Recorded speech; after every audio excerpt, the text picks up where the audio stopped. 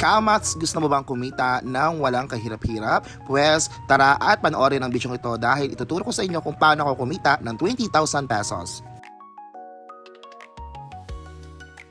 20,000, maluwana. Let's go!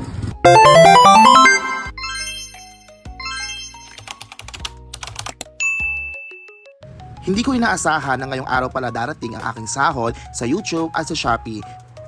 Kaya naman pagtingin ko sa aking account na meron na palang pumasok na pera, ay dali-dali ako nagpasama sa aking pamangkin upang mag-withdraw at syempre bumili na din ng ilan sa mga pagkain na gusto kong i-share sa aking pamilya dahil nga napakaswerte ko dahil sa dinami-dami ng mga tao, ako pa ang mabibigyan ng ganitong uri ng pagkakataon.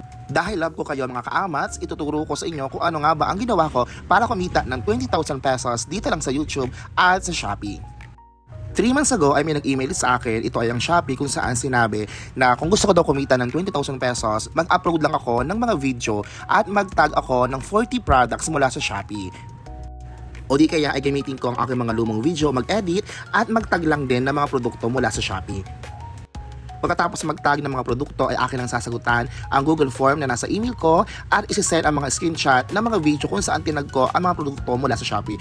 Sa totoo lang kaamas talagang kinakabahan ako dahil akala ko scam ito o di kaya mamaya ay ma-hack ang aking YouTube kaya naman kabado ako. Pero sabi ko nga, there is no harm in trying. Kaya ginawa ko pa din lahat ng step sa aking email at pagkatapos ng 90 days makukuha ko daw ang aking sahod na 20,000 pesos. So talaga nagda-doubt ako at first kasi sobrang tagal tapos hindi ko alam kung totoo ito. Pero sabi ko wala namang mawawala sa akin kung gagawin ko ito, kung legit ba ito. Kaya ginawa ko pa din yung proseso hanggang sa dumating na yung araw na patingin ko sa aking Shopee account ay meron ng laman na 20,000. Pero hindi ko pa siya mabibidro kasi kailangan ko pong maghintay ng isang buwan para ito ay ma-validate at lumabas at ma-transfer sa aking land bank account.